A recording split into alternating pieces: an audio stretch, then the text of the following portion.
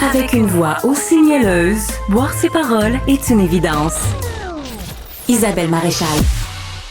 Et on va rejoindre tout de suite mon chroniqueur Fred Bastien. Bonjour Fred, parlons un petit peu de Mark Zuckerberg qui est en train, en tout cas on peut se poser la question de faire un virage à droite pour plaire à Donald Trump. Ça fait un petit moment là, qu'on le regarde aller.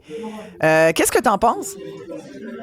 Ben, je suis content que ça revienne sur le plancher des vaches, cette conversation, parce que on en a parlé lundi dernier, puis là, c'est devenu le sujet de l'heure. Est-ce que Mark Zuckerberg a viré masculiniste pour plaire à Monsieur Trump? Bon, moi, je pense qu'il y a bien des trucs à séparer là-dedans, là. Puis c'est en direct de Hong Kong que je fais cette chronique, là. Donc, on parlera de TikTok aussi. Là, je suis à 27 kilomètres de Shenzhen, où on a inventé TikTok. Donc, c'est comme si j'étais à Montréal, puis TikTok avait été inventé à Sainte-Thérèse, là. Mais revenons à M. Zuckerberg, parce qu'effectivement, on a vu à quel point ça fait réagir sur nos plateformes, là, le 24 heures, entre autres. Bon, moi, ma vision de ça, c'est que... Parce que il y a, effectivement, on pose la question, est-il en train de virer à droite? Puis en même temps, il a fait des commentaires comme quoi ça prenait un petit peu plus d'énergie. Dans les entreprises américaines, on manque d'énergie masculine. T'as envie de dire WTF?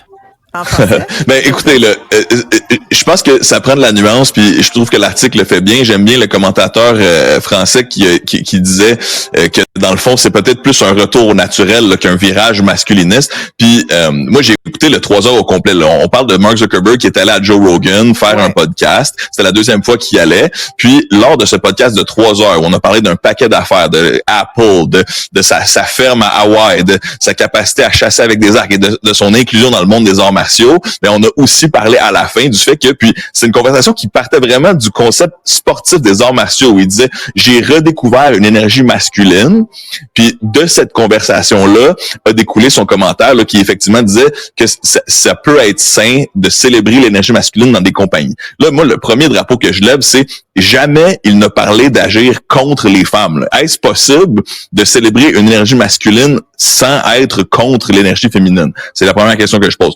Deuxièmement... je trouve que l'énergie masculine est déjà pas mal célébrée comme ça. Là. C'est juste que dans les dernières années, puis avant même de parler à Trump, on était beaucoup dans les identités, les identités, dans les initiatives diversitaires. Puis à la question, est-ce que c'est pour plaire à Trump que Zuckerberg semble reculer sur peut-être les excès de bien-pensance à cet égard? Ben moi j'ai envie de dire c'est peut-être qu'il répond plus à la volonté du zeitgeist là, de l'ère du temps, parce que c'est l'œuf ou la poule. Là. Est-ce que c'est Trump qui a fait que les gens étaient soudainement sexistes, ou c'est plutôt que Trump a été élu parce qu'il y a eu un contre-coup du balancier diversitaire puis initiative. Puis tu sais, moi je me méfie toujours là, quand autant des policiers mais surtout des compagnies qui font beaucoup de marketing font des initiatives qui sont parfois un peu plus des relations publiques qu'un réel changement sur le terrain là. Tu sais, donc est-ce qu'on était dans la performativité de l'inclusion dans les dernières années, puis est-ce que c'est de ça duquel on se repousse un peu aujourd'hui, tu sais? Donc pour ce qui est de Zuckerberg, je ne suis pas dans sa tête, mais tu sais, je sais qu'il est entouré de femmes. Puis revenons à l'histoire de Facebook parce que c'est extrêmement important. En 2022, là, c'était 36% des dirigeants qui étaient des femmes. Puis c'est les derniers chiffres que j'avais, là, ça semble pas avoir beaucoup bougé, même s'il y a eu des mises à pied chez Facebook. Mais aussi, Facebook, là, ça a été bâti par une femme. C'est Sheryl Sandberg qui a rendu cette compagnie-là rentable. Avant qu'elle arrive en 2008, Facebook n'avait pas de publicité, là.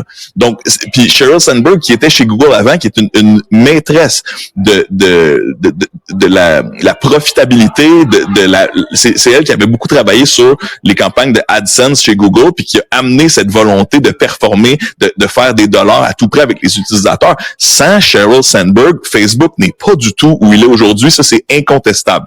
Elle a quitté il y a quelques années lors d'un scandale. Peut-être qu'elle a réussi à... C'était par rapport au contre-coup que subissait Facebook en 2022, là, avant le métavers, etc. Mais bref, Facebook doit beaucoup aux femmes, ça c'est certain. Puis je pense pas là que, honnêtement, un commentaire sur un podcast de 3 heures reflète vraiment la pensée anti-féministe de M. Zuckerberg. Je pense que c'est une très bonne... Ouais. Oui. Toujours le danger. Voilà, c'est ça, qu'on reprenne nos propos un peu hors contexte. Tu voulais me parler de TikTok? Oui, exact.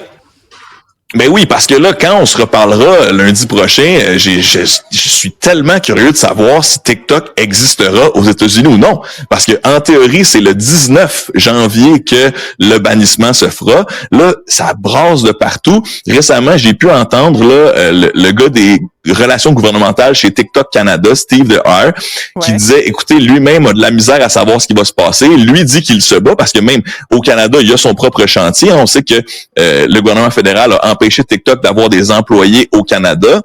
TikTok est en train de se battre en cours par rapport à ça présentement. Donc là, bon, je vous laisse choisir votre perspective. Là. Est-ce que TikTok défend les intérêts des employés canadiens en leur permettant de rester sur le terrain ou est-ce qu'ils instrumentalisent nos cours pour des entités internationales? C'est une bonne question. À vous de tirer votre conclusion de ça. Mais quand ça a été annoncé, ce potentiel bannissement de TikTok des États-Unis, ben il y a comme tout un flux migratoire vers d'autres plateformes. On parle de Red Note, entre autres, où là, ce qu'on dit, c'est qu'il y a des articles, entre autres, CNN disait on n'a jamais autant vu de connexion sociale entre les Chinois et les Américains depuis cette annonce-là. Je ne crois pas que c'était l'effet qu'on voulait forcément avoir. C'est tellement fascinant. Effectivement, on sait que ça s'en vient depuis longtemps, le bannissement, mais on dirait que personne n'y croyait vraiment. Tu sais, il y avait des indices que ça n'allait pas arriver. Trump qui a dit, je vais peut-être essayer de sauver TikTok. On attend encore. Steve de TikTok Canada disait, écoutez, le bannissement est supposé arriver le 19, puis Trump rentre le lendemain à la présidence. Donc, on ne sait pas du tout ce qui va arriver dans les 24 heures en question, ou est-ce que ça va prendre plus de temps. Et effectivement, dans la dernière semaine en particulier, là, on sent que les usagers de TikTok aux États-Unis, sentent que le bannissement est réel, a des chances d'arriver. Et là, il y a des réfugiés de TikTok qui se retrouvent sur effectivement Red Note, qui est une autre application chinoise qui n'a pas du tout été pensée pour les Occidentaux. Elle n'est pas traduite même. C'est en chinois, c'est en lettres chinoises qu'on peut interagir sur l'application. Et effectivement, dans la dernière semaine, c'est fascinant de voir les échanges culturels qui ont eu lieu. Autant des Chinois qui sont ultra contents de recevoir des Américains sur leur plateforme, d'autres qui disent non, vos enjeux LGBT, inclusion sociale, gardez ça de votre côté. Alors, puis d'autres, j'ai vu des Américains qui célèbrent la culture chinoise et j'ai vu des Américains qui disaient, voyons donc, je suis arrivé sur ce site-là, puis j'ai été immédiatement victime de xénophobie là, en tant que Nord-Américain. Donc, c'est juste intéressant de voir que je pense que personne dans le gouvernement américain, ni personne dans le gouvernement chinois s'attendait à ce que cet échange culturel ait lieu. Puis que va-t-il arriver de cet échange culturel? Oui, exact.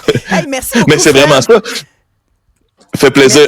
Un mot sur Hong Kong. TikTok n'est pas disponible à Hong Kong. Je ne peux pas aller sur la plateforme présentement, mais Douyin, qui est la version chinoise de TikTok, est disponible ici. Douyin, qui est souvent dite comme étant la version épinard de TikTok, qui est peut-être la malbouffe des médias sociaux.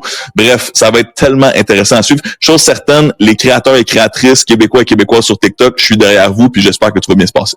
Oui, voilà, merci. Tu reviens quand, là, au Québec?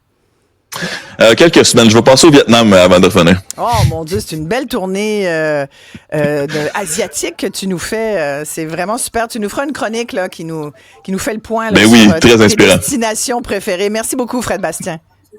Un grand plaisir. À bientôt.